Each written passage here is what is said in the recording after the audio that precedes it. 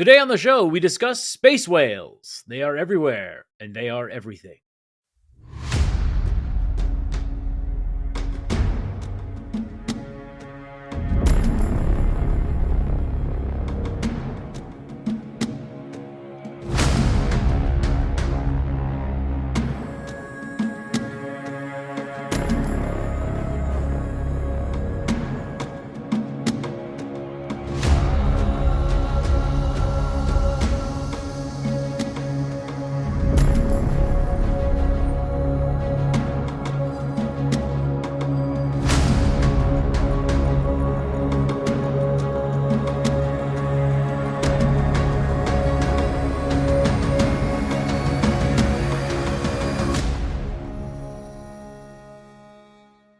Hello there, and welcome to The Lost Cantina, the podcast that explores the stories, characters, and themes behind our favorite galaxy far, far away. We're back! We're back, baby! Let's go! It's very confusing for people listening to this in sequence, but for those of you following along, there was a strike! It happened! We're back, though, now! We can talk about it again!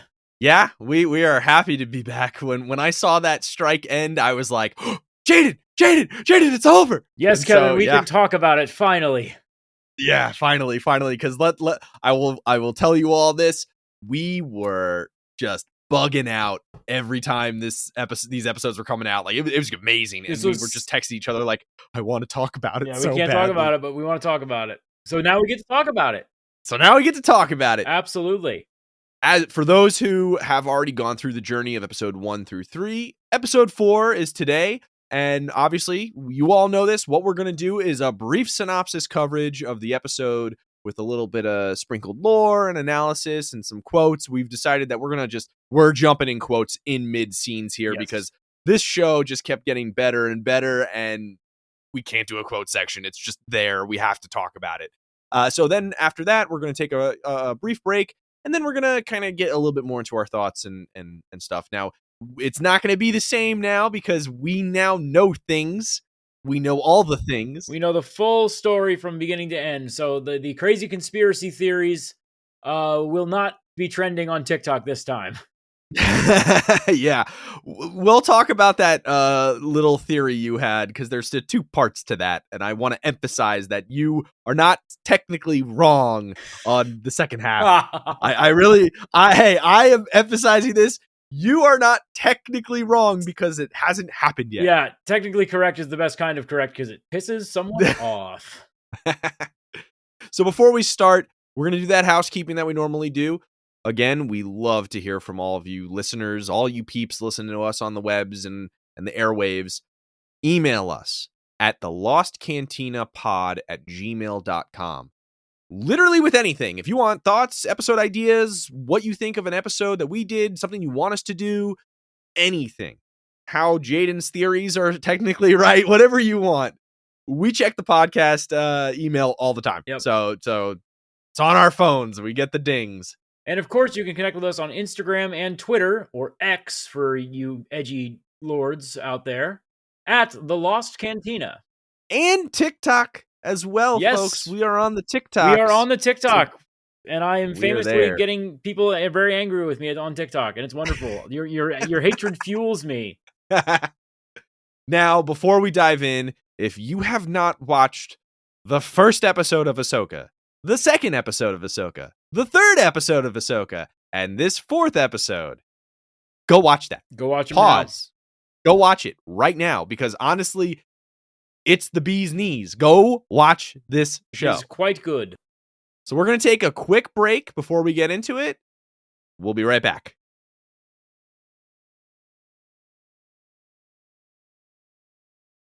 All right, now we have officially warned you.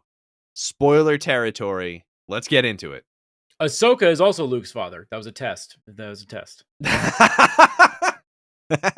We continue our journey on the planet Cetos. Now, there are a lot of lore tidbits floating around online and countless YouTube videos and forums suggesting things such as the planets, that we see. There's one of the big things that we liked. We saw that was the planet Cetos comes from the Greek god Ceto, the goddess of sea monsters, which leads to the Latin phrase of Cetus, meaning whale. Whoa! And as we've kind of hinted at, especially if you're Rebels fans, the Purrgil are pretty important to the story, and they are essentially space whales. Yes. Huyang and Sabine are trying to fix the power issues on the ship and gain back communications with Home 1, but comms are still down. The Fulcrum is dead in the water. Sabine asks where AHSOKA went and is instructed to go outside and find her. AHSOKA is outside guarding the ship, and she clearly senses something is amiss. Sabine gives her an update on the ship. Shit's still broken. And AHSOKA says that Elsbeth's ground base isn't too far away and that they should start there.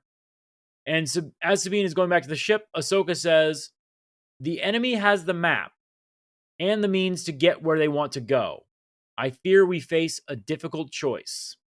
This is one of those times when the decision that's been made will completely change the outcome. They're going to be at a turning point with the galaxy's history. She tells Sabine, if we can't make the journey to find Ezra, then no one should. And that's one of those things where, like, these Jedi, or Force users, if you will, when it comes to AHSOKA, they are always having to deal with, like, if you make this decision or this decision, it is going to change the outcome of the entire timeline. It's like, Jesus Christ. I feel the same way when I'm ordering Chinese food. The decision you make will change the galaxy, aka your evening forever. So after this, Sabine feels that they're not going to specifically be in that situation. She doesn't believe it. And clearly, AHSOKA, as, a Force user, it's not her first time, like I said. She says it might have already. And as soon as she says this, Sabine she gives it away, right? She says he'd be stranded out there, maybe this time for good. So clearly she's showing that she wants to do whatever it takes to get him back. Like, Ahsoka's like, yeah, I get it, dude. Like, trust me, he's my homie, but we're already seeing here that these two characters are on two different missions. Yeah. AHSOKA is on a mission to stop Thrawn from returning to the galaxy. Sabine is on a mission to rescue Ezra. Mm-hmm. And it's kind of interesting because their goals align, but they don't. Because it's like, hey, both of our objectives are there. And AHSOKA is absolutely right. Like, the best option she has is to get the ship running, go up there and blow up the hyperspace gate. Because simple as that. Yeah, because then Thrawn doesn't come back. But that also means that Ezra is trapped, which it's the needs of the many outweighing the needs of a friend, essentially. It's the trolley. That's what it is. It's the trolley thought experiment, like, that's what it is. And now Ahsoka has a really good rebuttal to this. She says, better that than allowing Thrawn's return as heir to the Empire. Hey, she said the thing. She said the thing. She said the thing. I instantly felt like, Leonardo DiCaprio, like, oh. There it is, the reference. I mean, here's the thing. So, like, Ahsoka understands that for Thrawn to come back, that means that the possible destruction of quite literally everything, right? Yep. Again, this trolley experiment, if he stays, then they can at least, like, they can at least deal with what they have now, right? Like, they've already been dealing with some of these the Imperial Remnant really can't unite unless they have someone to unite under, and Thrawn is the best person. Like, we see in spoilers for Mando season 3, but we see the Shadow Council, which is a group of Imperial Moffs and high-ranking former Imperial officials who are trying to run their own Shadow Empire government, and it's just endless bickering because they're all trying to prioritize their own projects and their own research and their own missions. Whereas with someone like Thrawn who can come in and say, hey, shut the fuck up, I'm in charge, we're doing what I want. Yeah. And the thing is, like, because they are on the same mission, kind of, but also have their own ulterior motives, if you will, Ahsoka just kind of gets straight to the point. She doesn't. I think she learned with Anakin, where she's just like, I'm just gonna get straight to the point here, and just flat out say it. She says, "Can I count on you?" And Sabine just looks at her and is like, you can. And it's like, yes,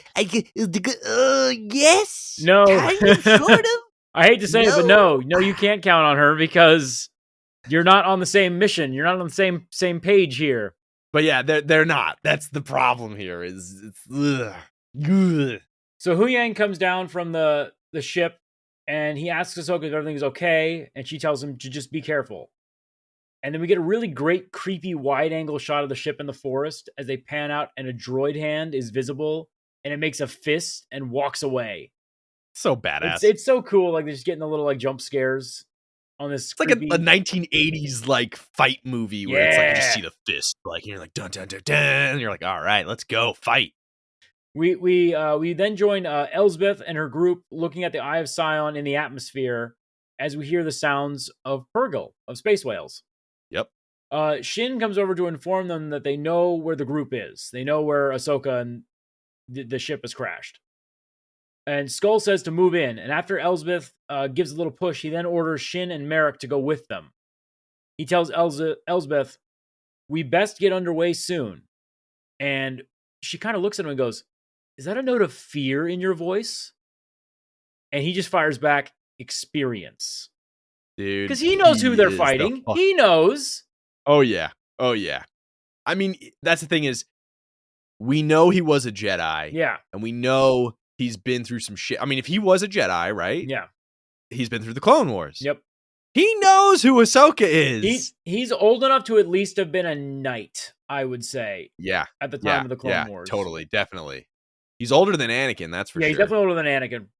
So Hu Yang has now fixed the section of the ship that's been fucked up, right? But he has some visitors watching. Sabine's on the ship and she's going through her equipment and wearing her Mando gear, but she can't find like her cartridges for her blaster, and she's, obviously frustrated. And it's really cool because she has the rebel symbol on one shoulder and then a Purrgil on the other. Now the Purrgil, for those who have watched Rebels, the reason why Ezra's gone is he basically hitched a ride with a bunch of Purrgil. Yep. And he is on, supposedly, this other galaxy. So she has a Purrgil symbol in like a memoriam, essentially, on her armor. You could say that the last time she saw Purrgil, they took a piece of her with them.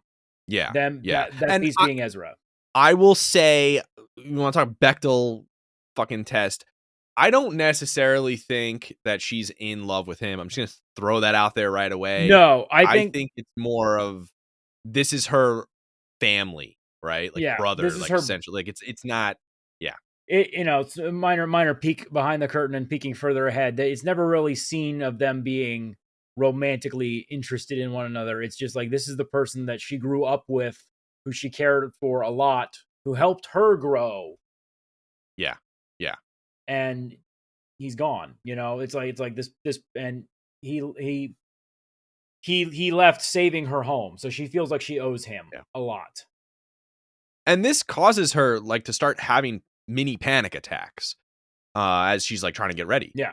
It's all she feels like this is her only thing, is to rescue him. That is all she, because while he's been gone, she has been just bereft. She has been like lost for purpose. We see this when she was just like doing a joyride. Yeah. At the Capitol. It's kind of like, the reckless teenager kind of trend when something bad happens or they lose somebody. They're just like, screw it, I don't care anymore. That's essentially what she's in right now. But again, that's a mental toll. So she, just not being able to find these cartridges, she's having a little bit of a mini panic attack. Ahsoka walks in and she's like, hey, here. Like, she just hands it to her and she's like, you need to relax. Sabine says, oh, don't worry about me. And, Ahsoka asks if she should, should I be worried about you? Like, what, like, are you good? Like, I think Ahsoka has started to understand that, like, communication is very important. Yes. Because obviously she had decent communication with Anakin, but it was a struggle. It was a struggle a little bit still. I think their communication skills developed better later on in their relationship when she left the Jedi. I think that was a big turning point, but we'll get into that when we talk about Rebels. So when Ahsoka asked this, Sabine's like, nope, you shouldn't be worried. I'm good. I'm cool. Don't worry about it. Don't worry about me. This is one of those times I say when, opening up to people is important. Yep. And being comfortable with letting the ones you care about, let them know what's going on and let them in. And Ahsoka starts to do this. And Ahsoka just she gets straight to it. She says, I know how much Ezra means to you. So she's trying to get her to open up, have that discussion. You know, it's like when you're watching a movie and you're like, just say the thing, tell them what's going on with the other characters, just do it. Like, that's this moment. See, but at the same time, I feel like I'm going to disagree with you a little bit because I think Ahsoka is not. I think what she's trying to say is like, I know how much Ezra means to you, which is why later when she says sometimes we have to do what's right regardless of our personal feelings. I think that's her again saying, if it's Ezra or the galaxy, we have to pick the galaxy. Yeah. I mean, I just think she's just getting straight to the point and trying to like. She's trying to say like, I know he means a lot to you, but regardless, I'm going to make the choice to save the galaxy. Exactly. I'm more like into the bluntness of the situation where it's like, I'm not going to beat around the bush. I'm going to tell my friends like, you know, here's the deal. This is the situation. Just lay it out on the table. Yeah. No fluff. Like, here's your options. Here's your situation. And when Sabine asks Ahsoka, like, do you actually believe that? Ahsoka just says it straight out. She goes, when the stakes are this high, I have to. Yeah. And that I think is her being like, you need to open up to me, talk to me. This is what I'm going to do. I need to know, am I going to be worried about you? Am I going into this situation alone, essentially? They are still not in sync. They are just, they are, you can tell.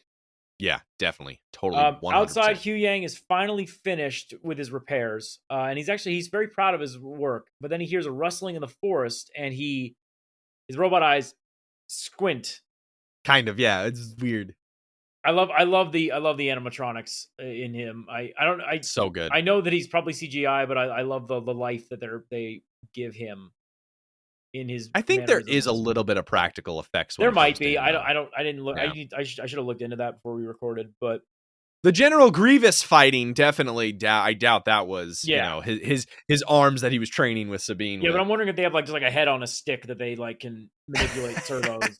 To give it's literally expression. David Tennant with holding a stick. David just underneath of it. Yeah.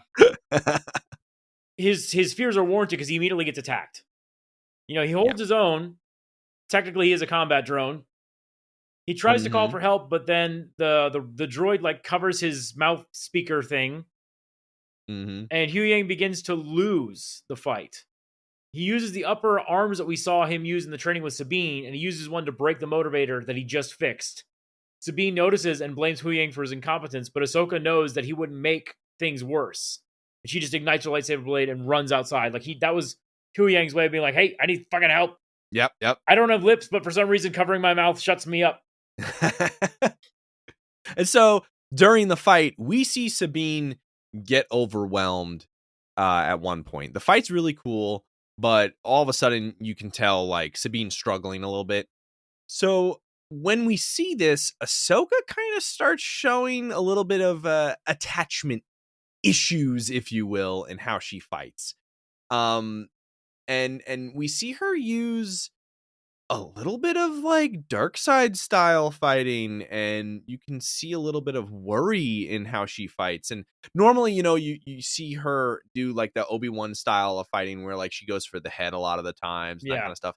She gets a little bit more aggressive and just like starts just wrecking people, uses like force abilities and all sorts of crazy shit. It's kind of cool. So the fight ends and Ahsoka tells Huyang to prioritize the transmitter being fixed. Like that's more important now. Like it's okay. We can stay here. Just they know where we're at. Now you need to get that going.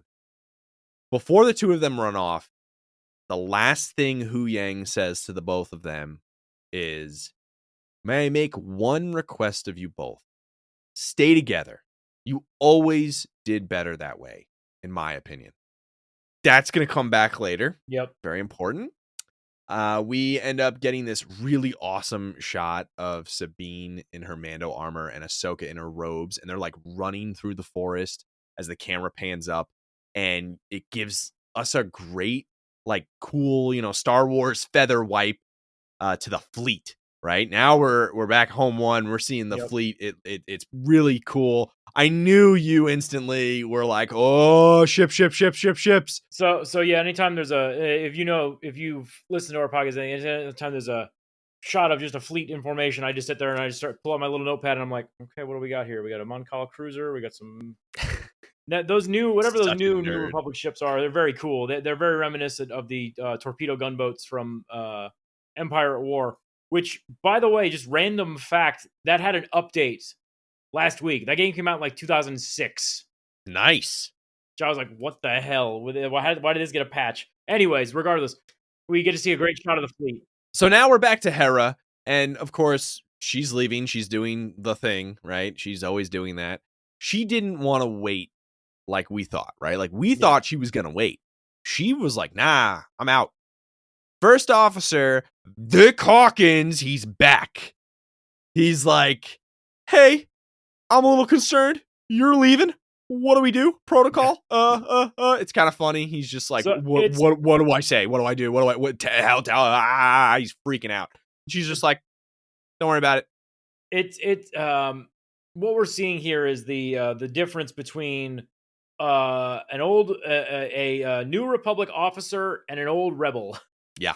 Because Hera, he says, you can't leave without authorization, and she says, watch me. And she's giving him all these like Hera-isms is what you wrote in the script, and I love that. Yeah. He's like, what am I supposed to tell the general staff? And she's like, you'll just think of something. Whatever you got to do. Which is exactly what, like, in the Rebels days, this is not unheard of. Like, there is no chain of command. It's like, we're just a bunch of people hanging out with wanted posters trying to kill the Empire. Yep. So she can leave whenever she wants. But no, she's in charge of these people. Which it'll be interesting to see going forward how her relationship with the New Republic is going to be. So she gets on the Ghost with Jason, and as they're getting in, you can actually see a photo of Kanan on her dash. It's super cool, and it's great. Jason, like, they get in the ship, and Jason's like, "Mom, how come I have to do what I'm told and you don't?" And what's great too is that Jason is actually wearing the shoulder armor that Kanan would always wear. Yeah. And Hera says, well, when you're a general, you can disobey orders too. Until then, buckle up. As she flies out of Home One, she's met by, is it 5 X-Wings? It's like 4 or 5. I think it's 4. They meet up with 4 X-Wings, and they're piloted by Carson. And he has kind of become like, he's kind of you guys remember Phil Coulson from the Phase 1 of the Marvel movies? Yeah. He's basically Phil Coulson of the Marvel movies. Yeah, essentially, yeah. And he's just kind of the glue that gets everybody put together. Sung-Yeon Lee is like a really good like actor. Like, he's awesome. Like, yeah. Mr. Kim's was great. Like, he's amazing. He is an amazing actor. He's going to, fun fact, he's going to be playing Uncle Iroh in Avatar. Yeah, I am pumped for that, man. And Carson, like, he's talking to Hera, and he's basically like, this is a lot of risks that we're taking here just to go out and check out this thing that might still be nothing. Because, like, Carson, he's got a hunch that something's going on in the Outer Rim, because he says that in Mando. But he's just like, hey, it's enough for him to go with, because Hera told him that something's going on. Yeah. She simply replies, once a rebel, always a rebel. And he just kind of smiles, like, on your signal, Phoenix Leader. And I love that. Like, Phoenix Squadron is back. Such Rebels dialogue, like, with these situations, like Jason asking questions, that kind of stuff. Like, it is quite literally straight out of Rebels, and it's really good. It fits perfectly. Like, at first you don't necessarily think that it's going to fit, but it totally does. And I love it. I think it's great. We talk about this a lot with the different Star Wars shows that we've reviewed on Lore Party, and which we will then review here on Lost Cantina. It feels like each Star Wars show has its own unique feel and take. This one literally feels like adventure. This one is like a adventure show. Mando is much more a Wild West, slow slog kind of show. Andor is a political drama, Yeah. And Book of Boba Fett is a show. I love Book of Boba Fett. To be clear, I enjoy a lot of Book of Boba Fett. I do feel like it was kind of rushed, but yeah, a little bit. But we're not talking about the show. We're talking about Ahsoka. So the fighters and Hera, they line up and they jump into hyperspace. And actually, fun fact, you pointed this out to me. One of the Rebel pilots is actually played by the actor who plays the physical role of Din Djarin in Mando. Which I didn't know that it wasn't Pedro Pascal in the armor. I thought it was. And Yeah, I guess for season Pedro. 2, a lot of it was him because of the stuff where he had to take his helmet off for a lot of scenes. Yeah. But I guess for the majority of 1 and like a good chunk of 3, it wasn't him. Yeah, he's been voice acting the majority of it. There's a lot of stuff like with this group of rebels that, well, I would say rebels. This group that goes with Hera, like each person is like makeup artist or something like that. Like it was really cool to see. So now that they've jumped, we get another great Star Wars feather wipe. This time, as the camera's panning down now from space, we now see the Eye of Sion. It's in the sky, and Balin Skull and Morgan Elsbeth, they're just staring right up at it.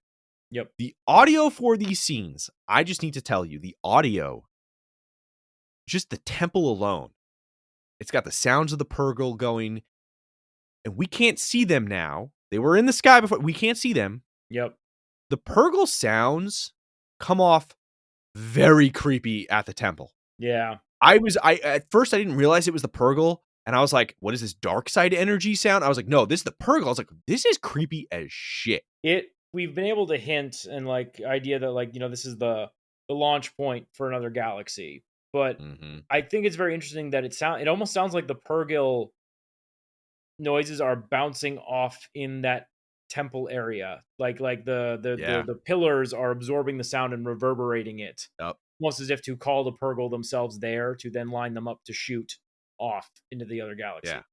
So Elsbeth explains that the guideline will be established with the map, and the hyperspace coordinates, they're going to be able to be read by the Eye of Sion, and then they're going to be able to jump. So it's a lot of rigmarole they got to go through with this fucking map. And Skull just kind of stands there, and he says to her that if your calculations are off by even a little, we will be lost to the depths of the void. This shit has to go perfectly. Hell yeah. Perfect can be otherwise. Like if it's not perfect, they're fucked. They're screwed. I mean, that's just hyperspace travel in general, dude. Like, I love the way that Han Solo describes it in A New Hope. We have to make precise calculations, otherwise we could fly too close to a star or bounce right off a supernova.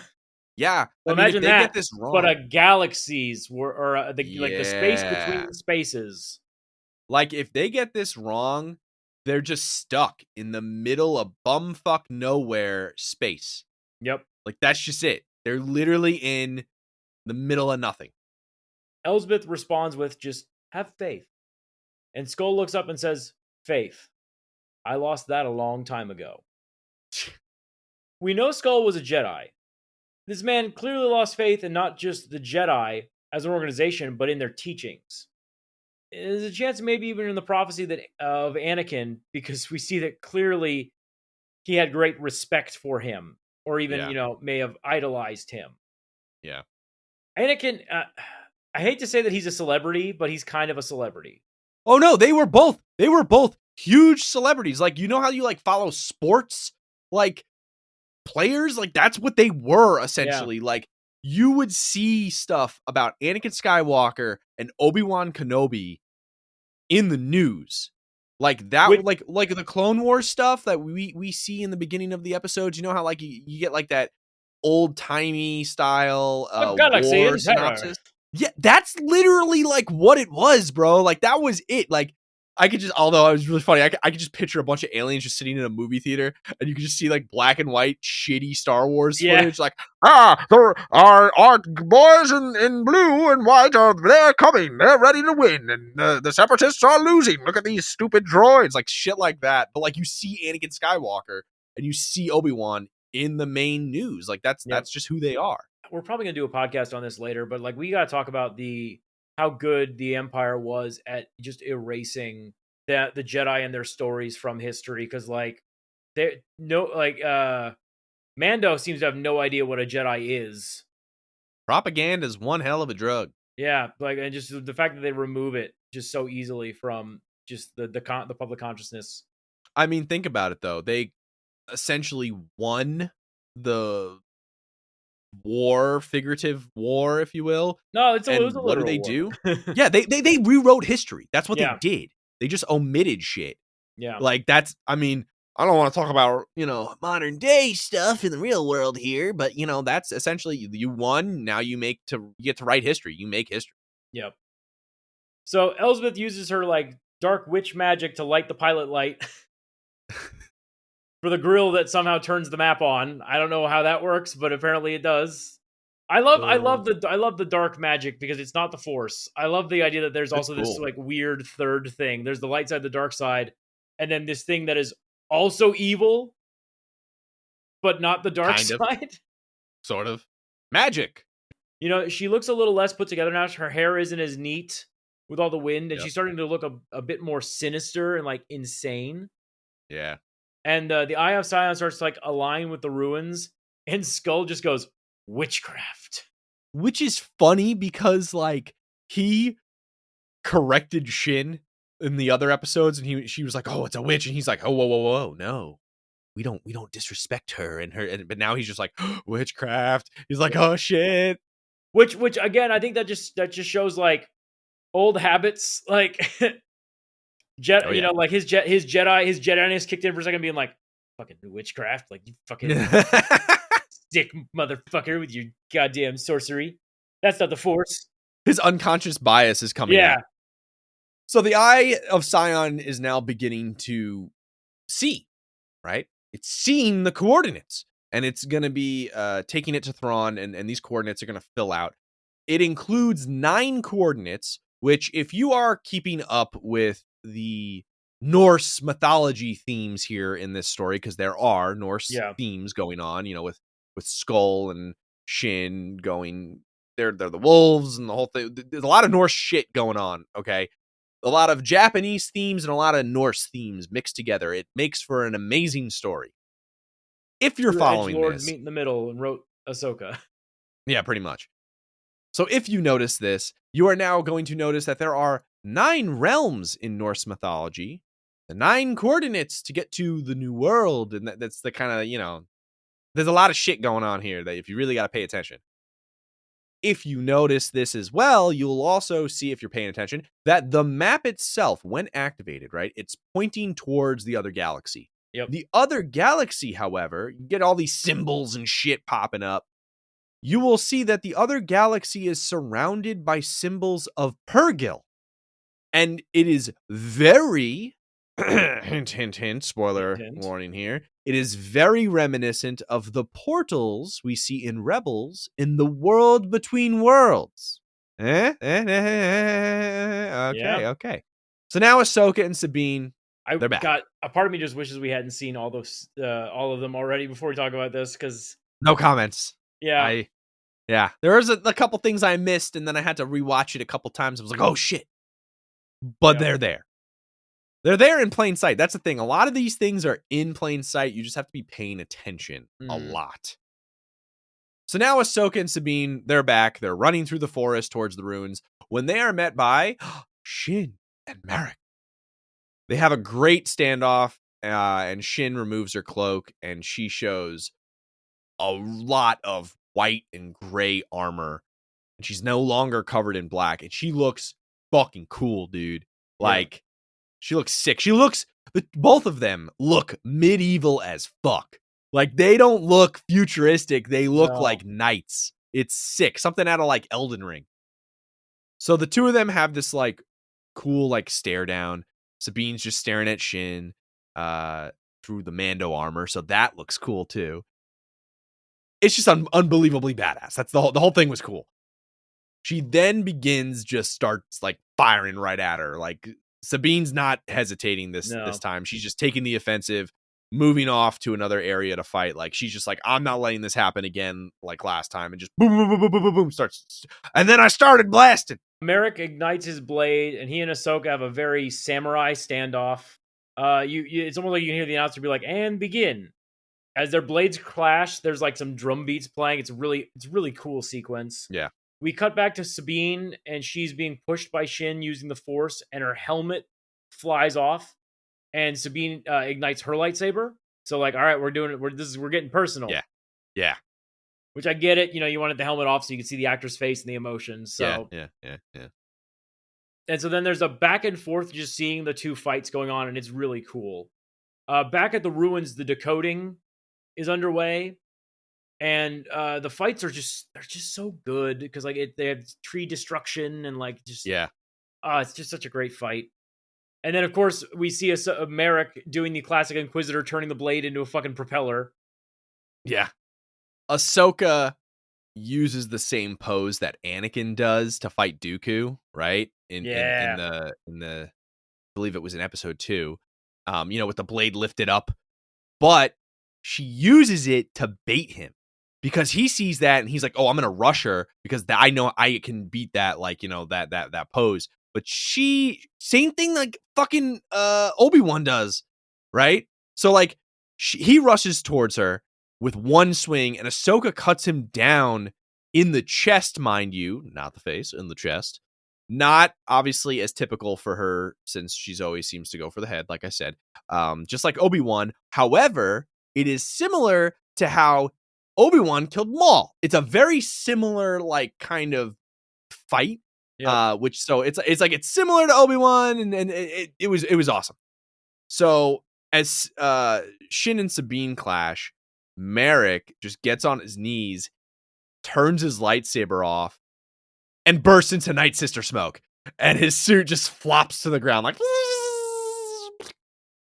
So he was nobody. Womp womp. Womp, womp. Yeah. But here's where I want to go back here, because just because he was nobody doesn't mean that your theory of that, the fact that there is a clone and like all this, like there needs to be a clone. If we're doing Heir to the Empire, if we're doing Heir to the Empire, there needs to be a clone. And here's the thing, I want to say this. The theory that I came up with was literally just me being like, this is stupid, but let me say it. And then like the entire internet went crazy. And it's really fucking funny that people were super mad about it. Some people thought it was cool. I thought I was like, this is just a dumb thing I'm going to say on our podcast. And it was like, hey, I'm glad people responded to it. I'm glad it became a discussion.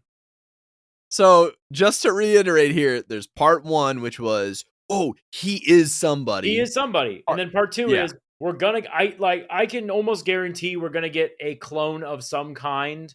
Yeah. Because for those of you, this is major spoilers for the book Heir to the Empire, but we have pieces scattered all across the current lore. If you watch The Bad Batch, Mount Tantus exists. Mount Tantus is where they were growing clones in Heir to the Empire. Mm-hmm. And that is also where Thrawn's base of operations is in the book. So I'm pretty sure when Mando Season 4 comes around, they're going to end up at Mount Tantus, and we're going to get clones of some kind. Yeah. So there is still a possibility of there being a clone Kanan Jarrus. I think that'd be fun. I think there's going to be, or maybe there's a clone of Ezra. Maybe they'll do that. Maybe they'll go that route, because Ezra might take the place of Luke Skywalker for the storyline, because apparently they're too afraid to just go 1-to-1 with the adaptation, which sucks because I would love to see like Luke, Leia, and Han again. Would be nice. Not broken and scattered. I will say, cough, cough, sequel trilogy. I will say this. In rewatching Rebels, right? Like I've been watching it. Yeah. I did notice that Merrick is most possibly like the Inquisitor that we see in Rebels when Ezra is at the Sith Temple with Maul. Most likely brought back with dark magic, all that jazz. Like that Inquisitor was trying to find Maul. And honestly, I kind of think that would be kind of cool, because it would be poetic that he would die in a similar way to Maul. That is it. I see. When you told me that, I thought that was a very interesting theory, to say the least. I don't think we'll ever get a solid answer in like a show. I'm sure like maybe Dave will say something at a panel at a con somewhere. Honestly, he doesn't matter. It doesn't matter. I'm just glad they didn't kill Sam Witwer. Another guy that they needed to kill. Yeah. So Sabine yells for Ahsoka to go, right? Go, get the map. Like Shin sees it, and Shin's like, ah, shit, he's done. Fuck. And Sabine is using this moment to say like, go, get out of here. Yep. Go. So they split up. Ahsoka agrees, and Shin just turns and looks at Sabine and says, you will regret this decision. So I know he's not force sensitive, but I just know Hu Yang was just like, he just looked up in the sky like, those motherfuckers ignored me. Yeah, right? Yeah. With the coordinates halfway finished, Elsbeth says she will return to the Eye. and she tells Skull to guard the map. Ahsoka runs up to the ruins and sees Elsbeth's ship leave, and the map's kind of, bubbling up on the ruins. It's like Yeah. it's really cool. The effects they do on it are really interesting. She enters the map bubble area in the temple and is met by Skull sitting on a rock in his robes and his hood up. And all he says is, "Anakin spoke highly of you." Woo! Oh my god! Whoa, shit! What a flex! Just right off the bat, just Anakin spoke highly of you.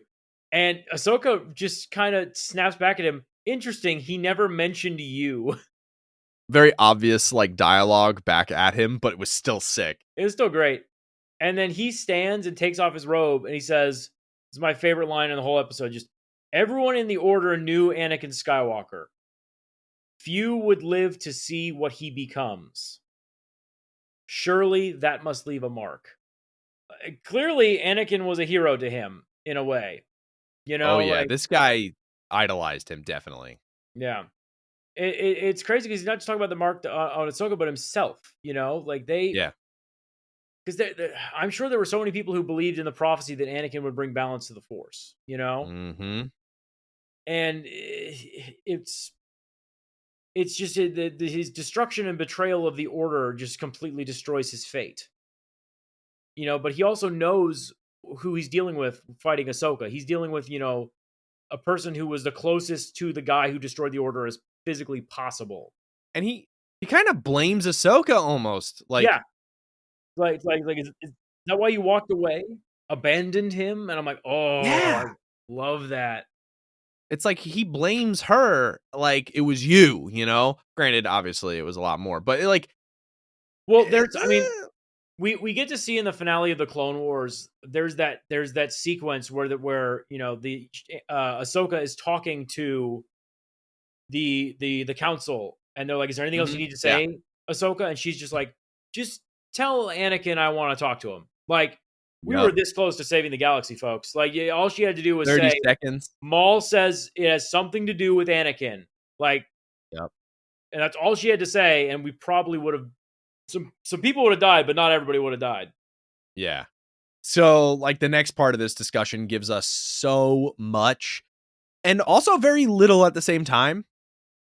So, Ahsoka now, she does the same, right? Like, she takes off her robes. She just looks at him and she says, "I'm not here to discuss my past." And Skull just says, "The only reason I'm here is to secure the future."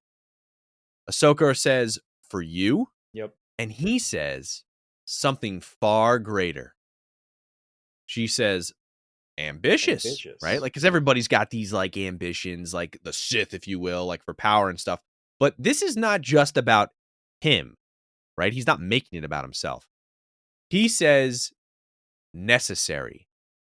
And she says, "And you find starting another war necessary?" He tells her, "I'm not starting a war, but Thrawn will. Thrawn will.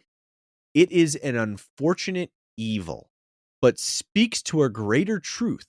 One must destroy in order to create." So, this concept, that line hit me hard because this kind of, the best way I could think of it, or at least describe it with a name, is creative destruction theory, right? Yes. It's mostly known, like, that specific phrase is mostly known as like an economic theory. But the concept of that, of in order to create, we must destroy, that can be seen in a bunch of different cultures, right? So just the concept of it. Yeah. Look at, like, Hindu deities, right? Shiva and Brahma, right? The similar concept of both creation and destruction always being at odds constantly.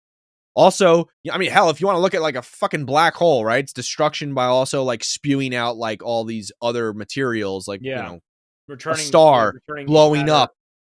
Exactly. And also, think back to the Clone Wars, right? The father, the brother, the sister. You have these beings that embody the light and the dark sides of the Force. The yin, the yang, right? Yep. As well as look at Mandalore now, right? For life to begin thriving again, spoiler alert for Mando, life is back on Mandalore.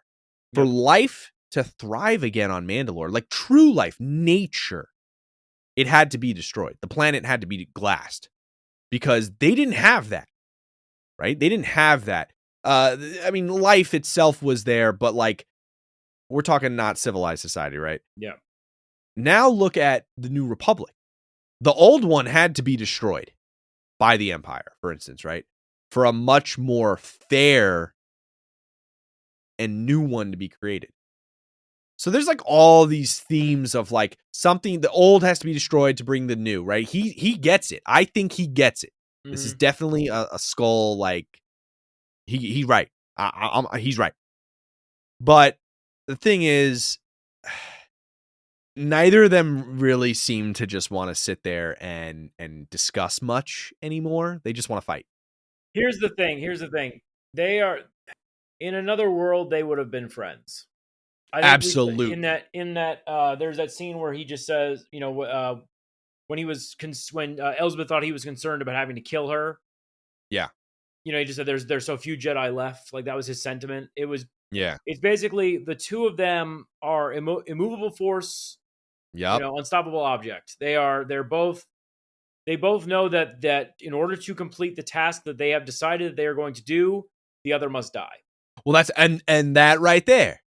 The destruction of the old brings the creation of the new. You know what I mean? Like she is there to Well, Ahsoka's not necessarily trying to create anything. She's just trying to stop Thrawn. He's trying to create a new exactly. order. Yeah. And so Ahsoka ignites her blade first, right? She ignites first. So she's on the offensive. She's on the aggression, if you will. And he just looks at her and simply just stares after she ignites the blade and just goes, how inevitable. Yep. Woo! Oh, my goodness. Holy shit. Like that right there. Again, he's this is a philosophical fucking guy. Well, for Skull, he sees like the fact that Ahsoka ignited her blades first. That's just him. I think that speaks to what he believes is the hypocrisy of the Order. Exactly, 100%. He's like, the Jedi preach peace, but they're always the first to reach for their lightsabers. Yeah. We get this really cool kind of standoff where all you hear is the hum of their blades. And then you get a really powerful, like, hidden fortress style fight. Skull is very clearly powerful. He fights with a lot of physical strength and is very much reminiscent of raw power. He has given himself over to the Force. He has given himself over to the dark side. Actually, I don't know if I would necessarily call him to give it over to the dark side, to be honest. I think feels like he's given himself over to the Force and allowing it to do what the Force wills.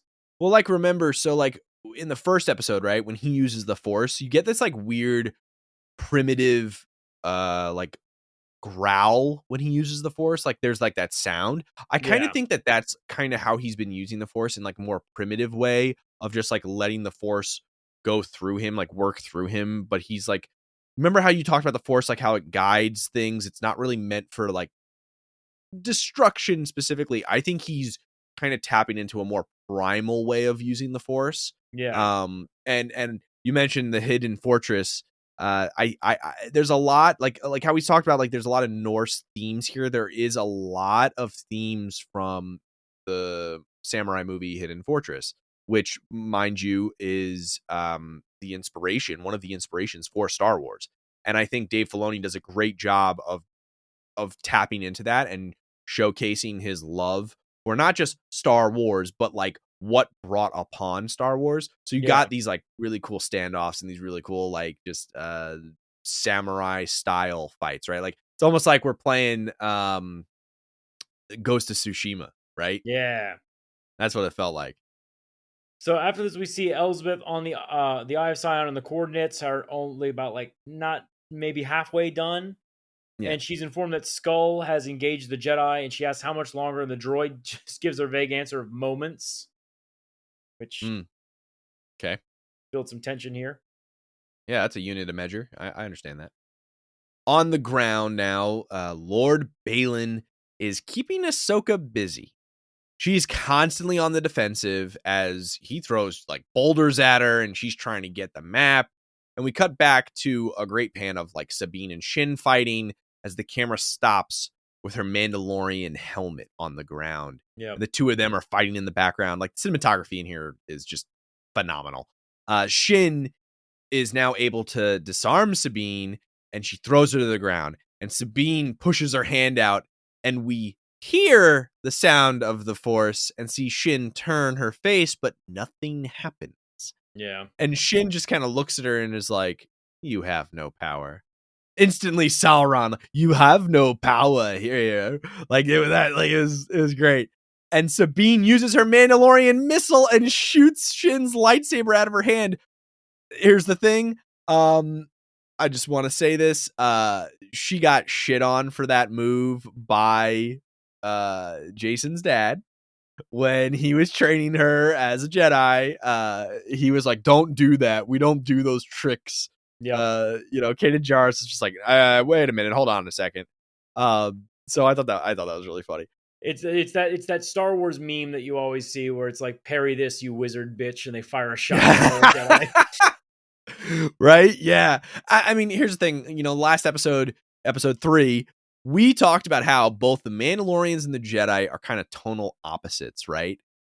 But that doesn't mean that the Mandalorians don't have power, right? It's just a different kind of power. Instead of the spiritual, right? They have the physical. Yep. And Mandalorians rely on their equipment. The equipment is, it's Yep. what Mando says, "Weapons are my religion." Yep. Their equipment is what they rely on, whereas a Jedi relies on the Force. I will say this: Sabine is a little bit, quote, possibly, unquote, lucky to have both. Yeah. Who knows? Maybe, we don't know. So Skull clashes blades with Ahsoka, and as he does, he says, "Your legacy, like your masters, is one of death and destruction," which I love that. He's trying to get in her head. Oh yeah. He views himself as the necessary evil, the creative power behind the destruction. Mm-hmm. Ahsoka, she gets mad. She gets real mad. She gets real mad. She taps into the dark side a little bit, I think.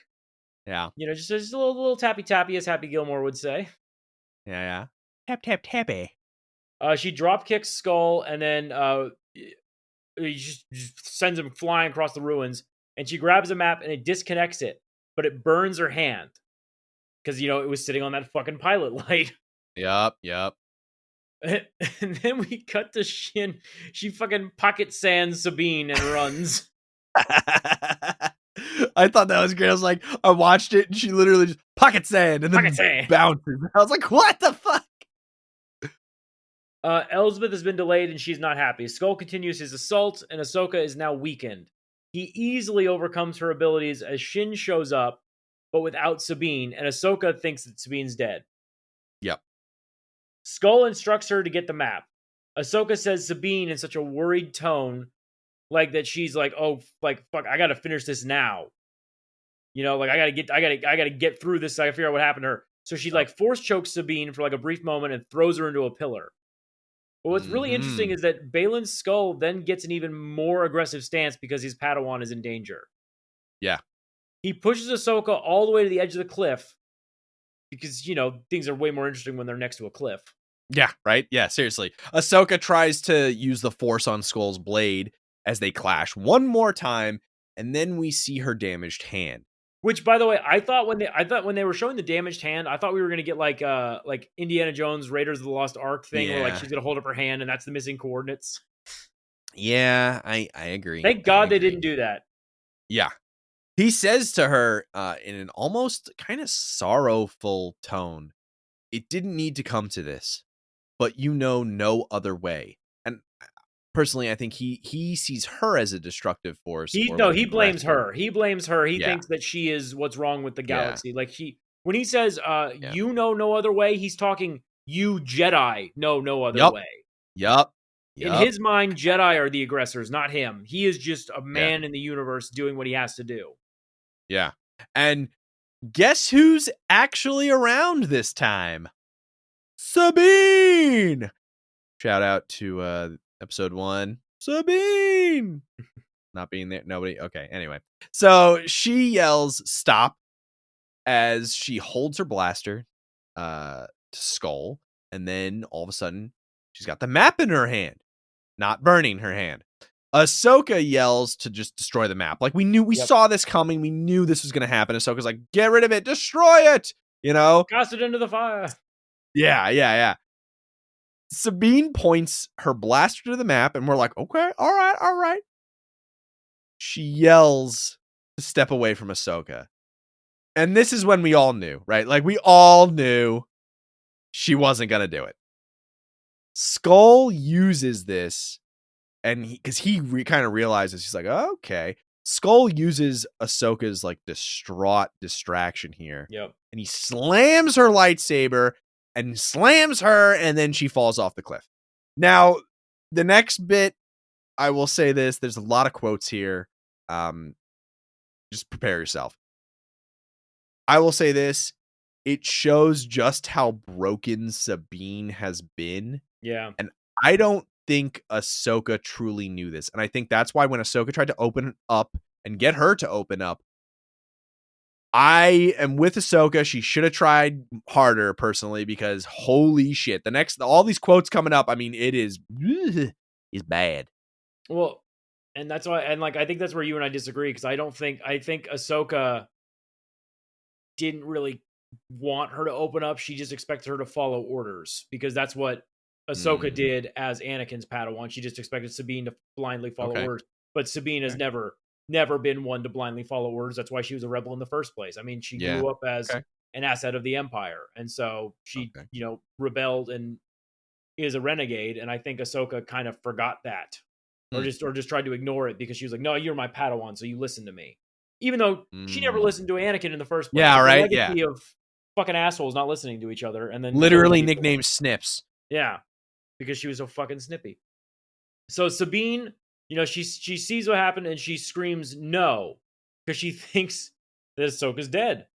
She starts shooting at Skull, and he blocks all the blasts with ease. You can see him, kind of anticipate where each shot is going, because she's given in to her despair and her anger. She's just blasting to try to kill him, but he knows it's like you are so unbalanced and not precise at all. Like, I can take you down easily. Sabine finally, she puts the blaster to the map again, and Lord Balin can see it. He says, "You should do as your master says. Destroy it." She would have done it. And he starts walking towards her again, and she's like, "Stay back." He's like, "But you're not like her, are you, though?" And Sabine says, "More than you know." Balin closes his eyes, almost like he is like reading he's sensing her emotions through the Force. Yep. He opens them, his opens eyes, he smirks and deactivates his blades. He says, "I know you feel that Ezra Bridger is the only family that you have left." Oh shit. With that, he puts his lightsaber away, and he shows that he's already won. Like, he already knows what's going to happen here. Yeah. He said, he even said Ahsoka knew that there was no other way. Well, he does. Yeah. He believes that he knows how to do this. Like, he's not doing it the Jedi way. He's not going to attack and save the day in a while. He's just going to talk. Yeah. He knows there's a path besides violence. Yeah. Which is very interesting that he thinks that he's given up the Jedi way. But that's what the Jedi are supposed to do. And the look on Sabine's face of like shock and sadness, she just says, "You don't know what you're talking about." And he says, "I know what's holding you back. Your family died on Mandalore because your master didn't trust you. Sabine, you and I share a common goal. To make this journey. You to be reunited with your long-lost friend, and I to serve a greater good. Come with me, willingly, and I give you my word, no harm will come to you. Sabine, you will be reunited with your friend." And he puts his hand out. You can see the conflict in her. She knows what she has to do, right? Yeah. But doesn't know if she has the strength to do it. Sorry, folks. That is the only quote you get of the sequel trilogy. He then, with hand stretched out, says, "It's the only way. Do it. For Ezra. Do it. Do it for Ezra, yes." Do it. And in this moment, Sabine hands over the map. We hear a roar of dark side energy as Skull slowly walks towards the pilot light. He puts it down. Sabine almost kind of looks like Anakin did in his like "What have I done" moment. You know, it's just Yeah. like, "Oh fuck, I've doomed the galaxy." Yeah, right. And then all of a sudden, like the camera doesn't even change. You just all of a sudden like Sabine just like suddenly can't breathe. Yeah. And we see that Shin is fucking force choking the shit out of her. Yup. She woke up. And Skull sees this, and Skull just goes, "Shin, release her. Shin, I gave her my word, and unlike her former master, I shall keep mine." Ooh, man. She's not even cold. Oh. He sets the map on the flame, and Elsbeth gets the calculations done. She then sends a shuttle to pick them up. They have the path to Thrawn. Now, everything kind of picks up very quickly here. Back with Hu Yang, he gets comms up and running and connects with Hera, right? He asks for assistance and then fills them in on kind of what's been going on. And Elsbeth now tells Balin to get ready, and he drives his saber through the map like as soon as the coordinates are done. Like he's just Yep. like done. And he goes, no one will be following us. Destroys the map. It's like, okay, they're not fucking around. They're like, let's go. And as we get a shot of Sabine looking absolutely defeated, right? We then get the Eye of Sion, which is leaving the planet and it's getting ready to set course. So Hera and her crew, they just showed up They and just they're lining hyperspaced up in. to attack, right? Yep. Balin now arrives on the bridge, right? Like this is a real fast sequence. Balin's now on the bridge with Shin and Sabine, who's in handcuffs, right?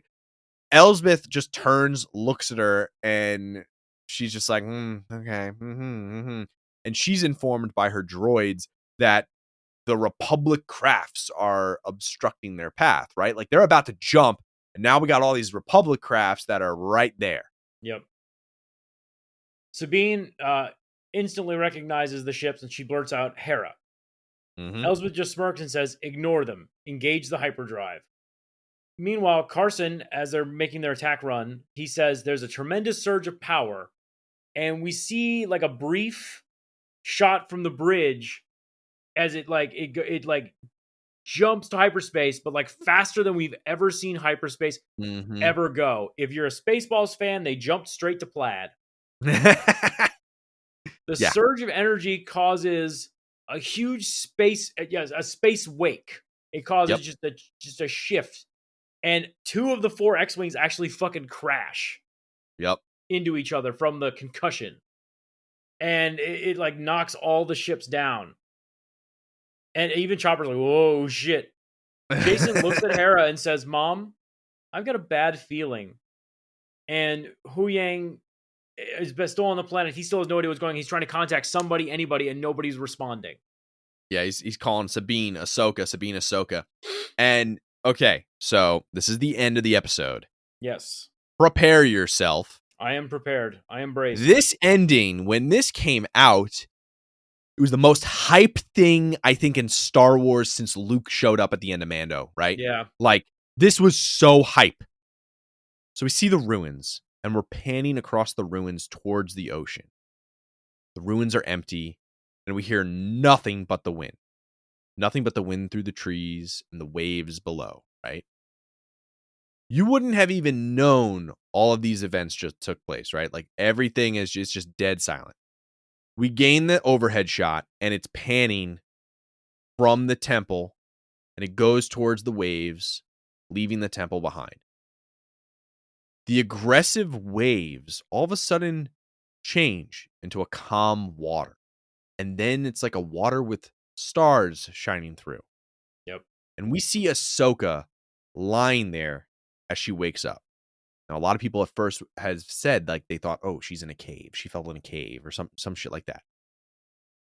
She wakes up and stands, and what she's standing on is a pathway. She kind of looks around and she's like, I've been here before. Like you could tell she's like, wait a minute, hold on a second. She is in the world between worlds yet again. Yes. But this time it's a little different, right? Now, yet again, she's been saved from death, right? The death that should have been.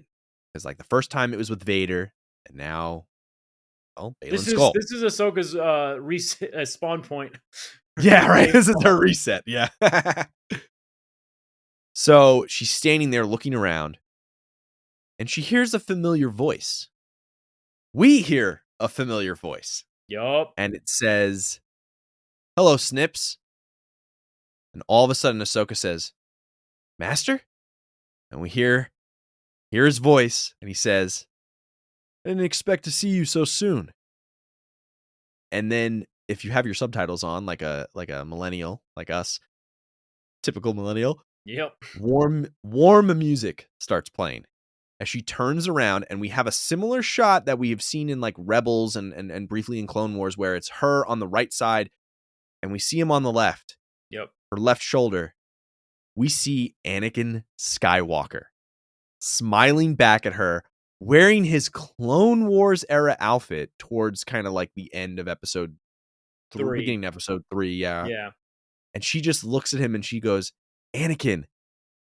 The shot fades to black and Vader's theme plays. And that is the end of the episode. And I exploded. That shit was so hype. I was screaming in my basement. My wife, Sarah, was like, "Is something wrong? Are you okay?" And I was just like, "Yeah." It was like, you'd think like somebody just scored a touchdown, like or a goal. I was freaking out. I'm so excited. It was incredible. It was absolutely unexpected hype. too. Like I don't think anybody I mean, I assumed we'd get something of Anakin, but I didn't think we would get this. Yeah. So before we jump into everything, we appreciate you listening to all that. That was a lot. Yep. We are going to take a quick break.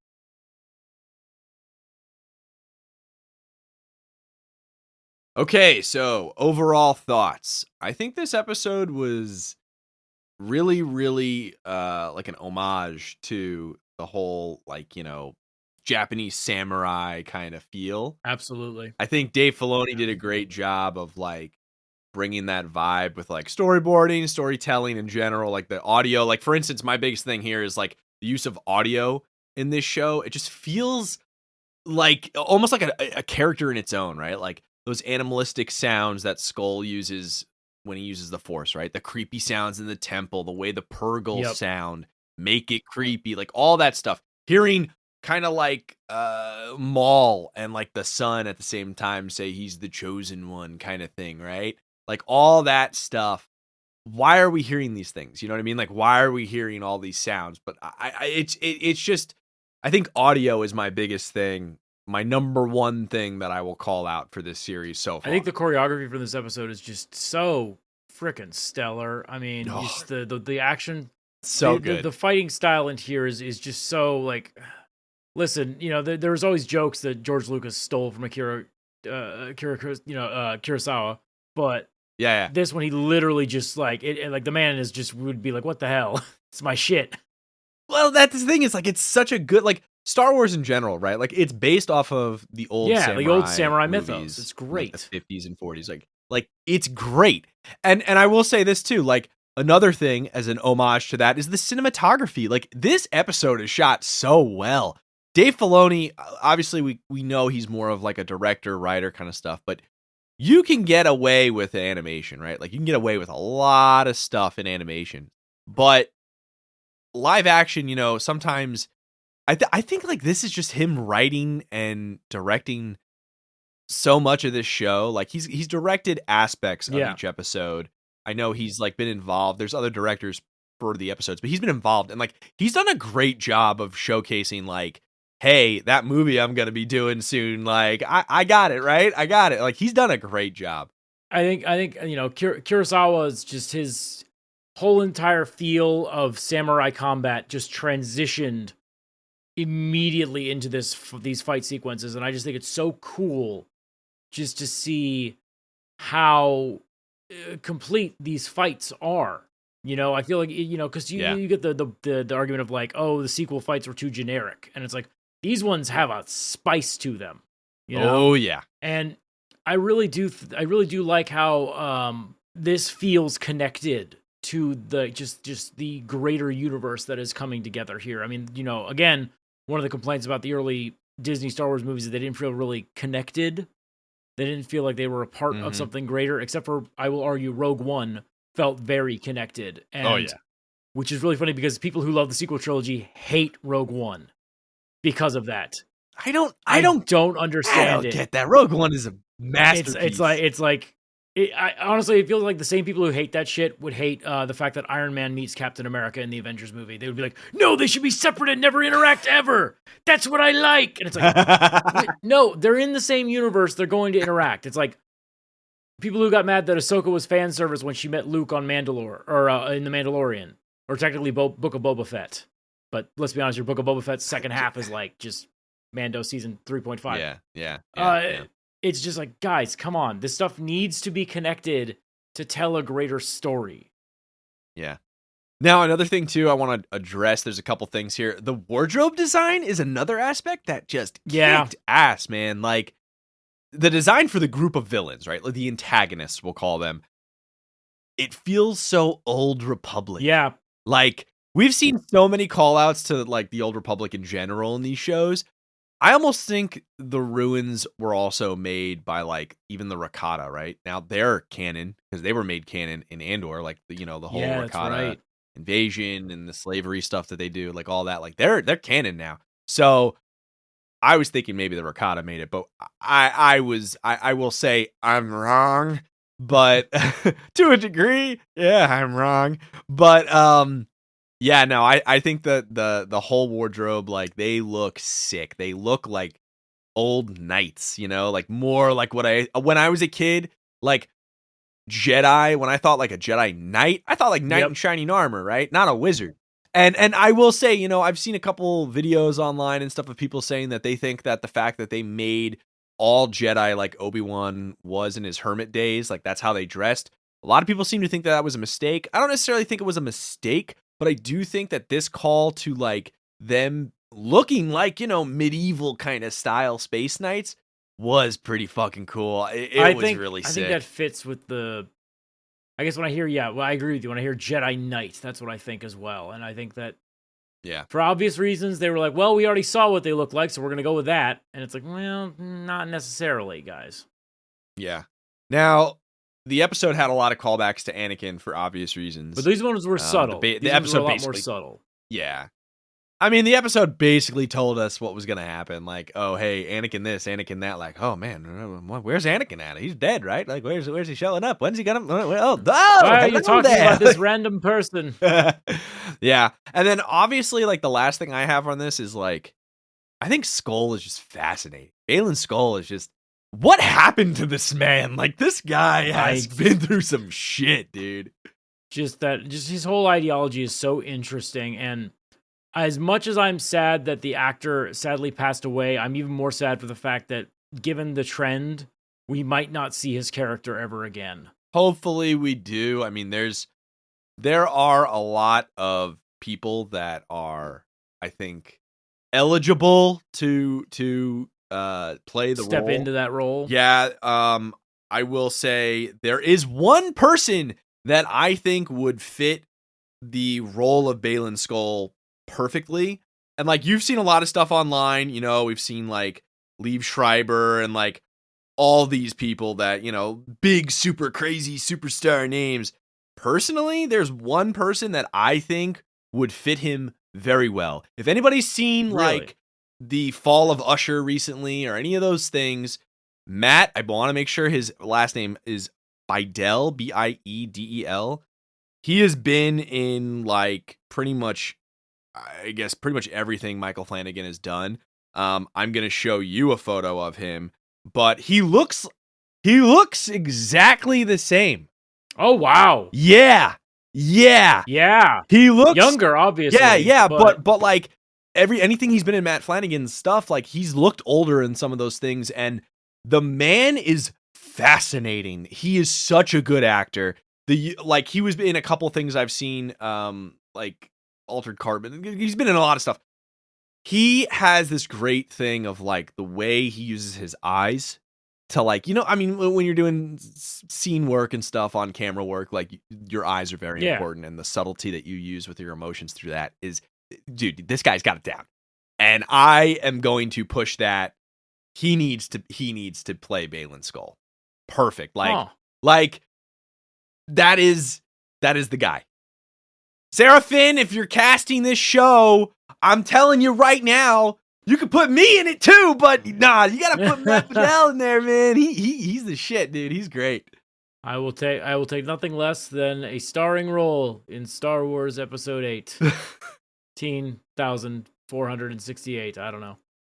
My only take that I have, I guess you could call it a hot take, is I think that the lighting in the runes when they fight is a little bit off. I didn't see a lot of reflection from the blades in the runes, like the moist, if you will, bricks and the stones and stuff. I was like, where's the light coming from? Like, There's the quote of the year from you. The bricks need to be wetter. And with that, we hope you enjoyed this episode. And if you did, please take a second to rate and review us on Apple Podcasts, Spotify, or wherever you get your podcasts. It really helps us grow the show. And be sure to connect with us on Instagram, X, and TikTok at The Lost Cantina. Thanks for listening. We'll catch you next time.